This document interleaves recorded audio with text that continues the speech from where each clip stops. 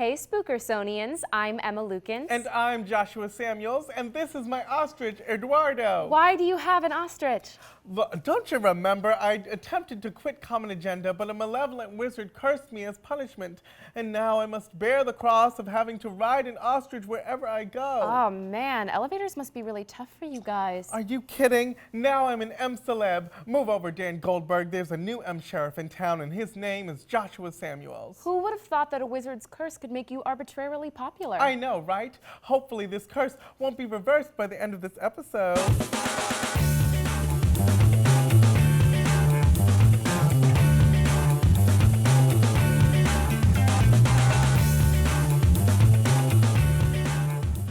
Do you know that ostriches are the world's largest bird and that they have 3 stomachs? I know, crazy, right? You'd be surprised how many fun facts you learn when you're cursed to ride an ostrich for eternity. There are so many perks to being spirit-bound to an ostrich. I have new ostrich powers now, like hearing ominous incantations in Latin about how I betrayed the LB wizard, so my soul will be punished for eternity. Anywho, here's what's going on at Emerson this week. Last Friday, there was a pie-eating contest hosted by Emerson Channel Sports to see who could eat America's signature dish the fastest. Surprisingly enough, ECS was able to find 20 Emerson students who could ingest gluten. There was a strict rule that they couldn't use their hands. Basically, they hosted a sporting event that involved 0 upper body strength and eating comfort food with no table manners. That's called self-awareness. Apparently, it took 20 minutes for the contest to conclude. Given that they were using the same muscles one would use when making out and other things, the gentlemen in particular may want to reflect on their performance before next session of Netflix and Chill. It's only feminist. The city of Boston dug up part of the common to look for Revolutionary War material. Apparently, the common was built on top of land that was once used for British encampments. In looking for early industrial machinery, the diggers thought they had made an amazing discovery, until they realized that all they found was the tea. Archaeologists were severely disappointed by this because at least doohickeys from the 1700s usually work. The dig is still ongoing.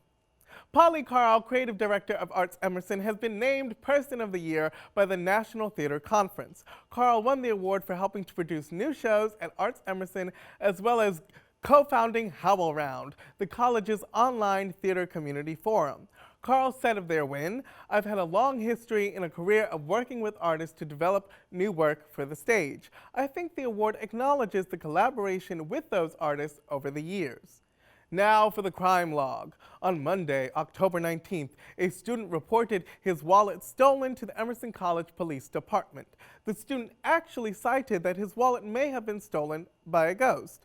This story does have a happy ending, though. The wallet was located after ECPD had the student thoroughly check his backpack.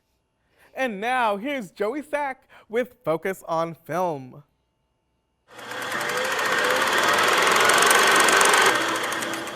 How's it going, guys? I'm Joey Sack for Focus on Film, and today we give you a look at Equiminitas, the student film about a therapist who has to face his own personal demons with the help of his own therapist.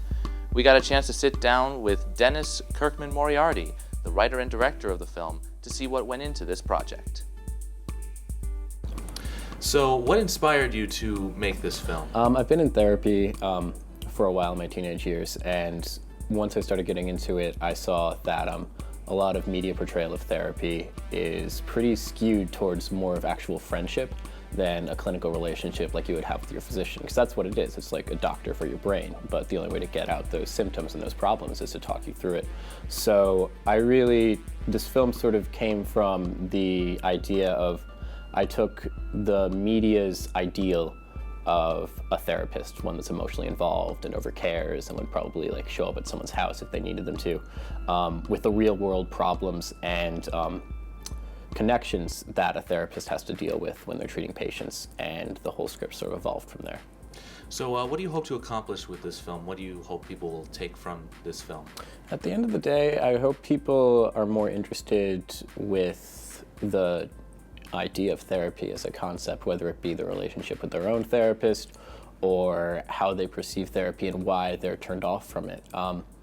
I really want to sort of bring to a head of what exactly it requires of you to do therapy and the sort of oxymoron of not caring but showing that you are involved and there for someone. So what is the timeline for this film, and when can we get a little look into John's psyche? So it's going to be doing a festival run. Online release isn't set yet. It'll probably be sometime summer next year. But if you are looking to get a look at the film early, copies of the film will be available to Kickstarter backers a full 5 months before it goes on demand or something to that degree. So yeah, if you want to take a look at the film in January, then click on the Kickstarter link or type it in, and that pledge amount is $10. All right. Well, thank you very much. This has been Dennis Kirkman Moriarty. Looking forward to seeing your film. Thanks. Hey everybody, I'm Camilla Zagarzazu, your in-studio correspondent, and today we're joined by a very special guest, Samir Baria. Hello. How are you feeling today? Good, how are you? Great. So I know that you're part of an Emerson organization called Wax on Felt, so could you tell us a little bit about it? Yeah, so Wax on Felt's a student-run record label here at Emerson. What we essentially seek out to do is we work with local bands and artists, and you try to promote them and get them as big as possible so that they can expand their music to a greater amount of people. That's awesome. And what do you do specifically for the org? So I'm on the executive board. I'm director of communications, so I relay information with the bands directly with the executive board, and in charge of logistics and making sure everything goes smoothly. Awesome. And I know you guys recently had your Battle of the Bands, We so did. how did that go? It went really well, actually. We had some great performers, like really talented musicians. It was Pine, Mark Buffalo, 2 bands which unfortunately we couldn't work with this year, but very, very talented musicians. You should definitely check them out. Both Emerson bands. But the 3 bands that won the Battle of Bands and that we're working with this year is Cherry Mellow, Novi Collective, and Jive McFly. Really, really talented musicians, so we're really excited to work with them this year. And what advice do you have for students who might want to be participated in the org or be involved in the org? Only advice that I have is if you're interested in music and if you want to work hands-on, then we will be able to get you in. We'll help get your expertise and your skills to help us work together. It works with everyone, PR, marketing, film. So if you're interested, I feel like you should dabble your feet and come join. Definitely. Well, thank you so much for being on the show. Yeah. We're now going to take it to Matt and Nat for our Halloween taste test. Hey, I'm Nat, And I'm Matt. and you're watching the Emerson Buzz. This week we're doing the Halloween Spectacular. Halloween is all about candy, and so we went to Chinatown and got all this weird candy for people to try. Fantastic. Hot Flakes. I don't know what haw is. These kind of look like dog treats to me. What do they smell like? I can't. Tastes like something my grandma would have in her house. Kind of tastes like old dried fruit. I'm about to have a second one. Oh yeah. This is I don't really know why it's called haw flakes though, because these aren't flakes, these are like sticks. These are sticks. that's I would recommend these. They're that's pretty good. This is like nothing I've ever seen before. We don't have this here in the United States. You bought it in the United States. Actually, it looks like a little cup of paint. It has a nice juice on the top. I'm just nervous.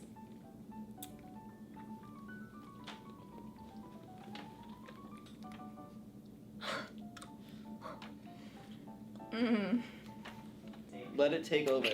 Mm-hmm. Ooh, you like that. No, I actually do. Here's another one. You want No, two? no, I'm good on the one. 2 I at think. once. I'm not a fan.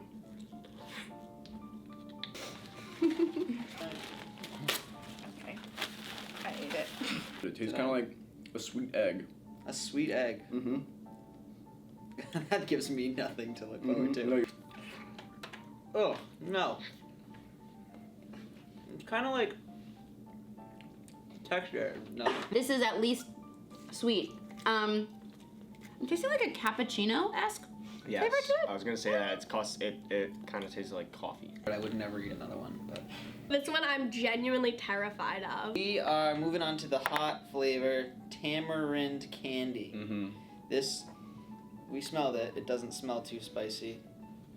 It smells okay. It says hot flavor though, so beware, I guess. Alright.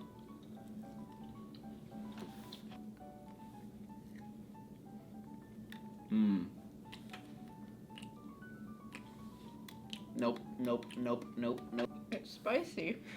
Ooh. No. No. No, absolutely not. That's it's not ridiculously spicy, but it's. I mean, but I took a little bite. Tastes like a really spicy, really salty date. It's kind of like if you took every single flavor and then just like Date? magnified it by 1 billion. Like a hot date? Oh. Yeah. Definitely a Okay. no. Yeah, never That's again. awful. Who makes this? Who sits down and is like, this is a good idea for a candy? That was fun. Yes, I thought so too. It was interesting. Some of them were okay. Some were not so okay. I was a little disappointed with, especially the spicy one. That was not for me. Yeah. Yeah. No, me neither. Maybe next time. Maybe. All right. I'm Nat. And I'm Matt. Back to Common Agenda.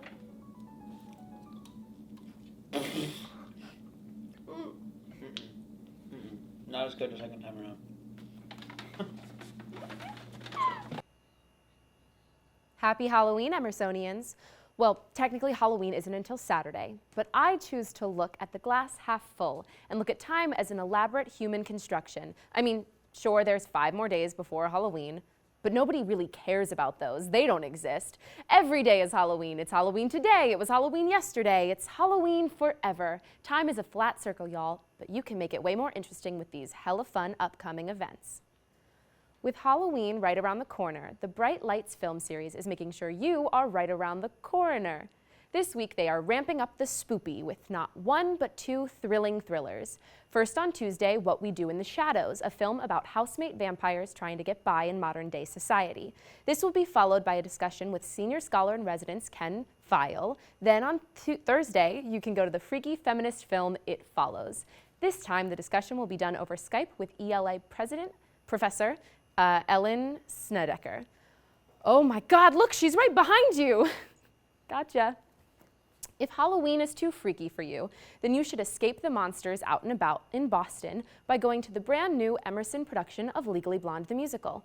Unless you're terrified of lawyers or hair with low melanin count, of course. This production, directed by Jordan Gross, will premiere in the Semmel Theater on Halloween night. Here's hoping the evil magics of the day won't seep into the theater. Nobody wants to watch the wicked, corrupt version, Legally Blood. I think that one is directed by the Wizard. This Friday, prepare yourself for the scariest event on campus. Then when you're done eating dinner in the dining hall, head to the LB lobby at 6 for the annual Campus Center Haunted House. This year's theme is Wonderland, a mad horror attraction. No, it's not Michael Jackson themed. The Campus Center has crafted the cabaret into a creepy Carolian nightmare. I can only assume that means they'll force you to watch the 2010 Tim Burton Secretion on repeat for all eternity. Truly, this is not for the faint of heart. Looking to hear some spooky stories this Hallows Eve night? Well, you are in luck because your favorite Emerson Poetry Club is teaming up with the only co-ed professional fraternity, Zeta Phi Eta, to put on a spooky Halloween story slam. Come on over to the NPR to hear students tell stories with the theme of Afraid. It's $5 at the door, but proceeds go to 826 Boston, a charity which helps to teach kids about creative writing and reading. So do some good this Halloween and hear some great stories in slam form. That's all for today, everybody. Make sure you tune in next week for another exciting installment of Common Agenda, where presumably there will be more news stories and at least some upcoming events. Have a great day. Stop, foolish mortals! Oh no, it's the malevolent wizard, Gandolberg. That's right, it's me, Ganduldberg. I heard you were becoming an M-celeb, and as you know, there can only be one M-celeb, and that's me, the evil wizard, Ganduldberg, strongest wizard boy. Wait, I know that voice. Dan Goldberg. Rats, the jig is up. I would have gotten away with it, too, if it weren't for you meddling Common Agenda hosts. I'm shocked. Why did you dress up and curse me like a wizard and curse me? That wasn't me who did the cursing. Who then? All right, that's our show, everybody. Happy Halloween, everybody. Be safe.